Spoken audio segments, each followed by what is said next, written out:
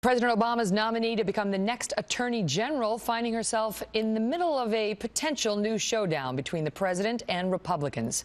On Saturday, the president nominated federal prosecutor Loretta Lynch to replace retiring Attorney General Eric Holder. 24 hours later, the president repeated his threat that if Congress does not send an immigration bill to him that he likes, he will change our immigration rules on his own.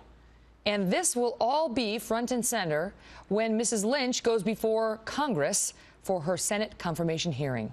Joining us tonight, Fox News senior judicial analyst Judge Andrew Napolitano and Utah Republican Senator Mike Lee, who's a member of the Senate Judiciary Committee. And we begin with the senator. Senator Lee, good to see you tonight.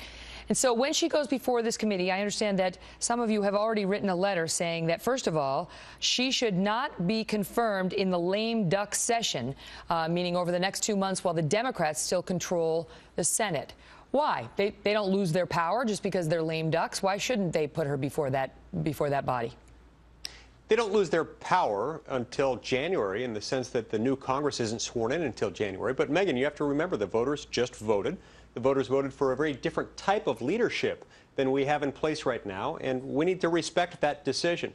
And it's important to point out it's been over 100 years since we've confirmed an attorney general during a lame duck session. I think we owe it to the voters to respect their decision in November. And it's been, I think, equally long, if not longer, since we've ever elevated somebody from the post of U.S. attorney right to attorney general. She's skipping several steps and going right up. But this would be the first black woman we have ever had as attorney general. President Obama only has 2 more years to serve out his term.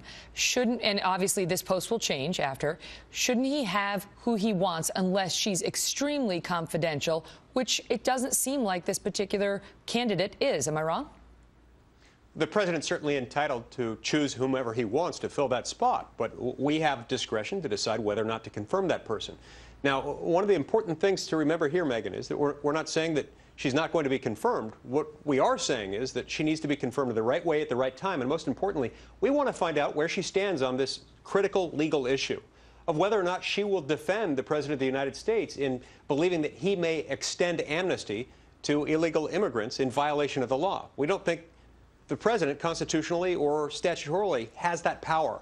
And if she believes he does have that power, we'd like to know where she gets that theory. Can you do that? Can you ask her for her specific positions on issues that are right now being debated in the country? We can ask her. Doesn't mean she'll answer, but we can ask her. And I think we have an affirmative obligation to ask her questions like this, especially where the president has come out with this theory but has yet to explain it. I'd like to know how she would approach such a theory. I'd like to know whether she thinks in the abstract the President of the United States has the authority to rewrite the U.S. Immigration and Naturalization Code contrary to law. And I don't think he does. Nothing in the Constitution gives him that power. Well, and there's nothing in statute that gives him that power. She's going to dodge that because she doesn't have to answer it. So she's going to dodge and say, I'm not going to opine on anything until I see everything in front of me. But one thing she is on record herself about being an advocate for, or against, I should say, is voting ID laws. She doesn't like them. And, you know, she's the child of 2 parents who grew up sort of in the civil rights era during the 60s and in the South, and she has said this on camera. We have the soundbite. Listen. 50 years after the civil rights movement, we stand in this country at a time when we see people trying to take back so much of what Dr. King fought for. We stand in this country, people try and take over the State House and reverse the goals that have been made in voting in this country. Is that an issue for you?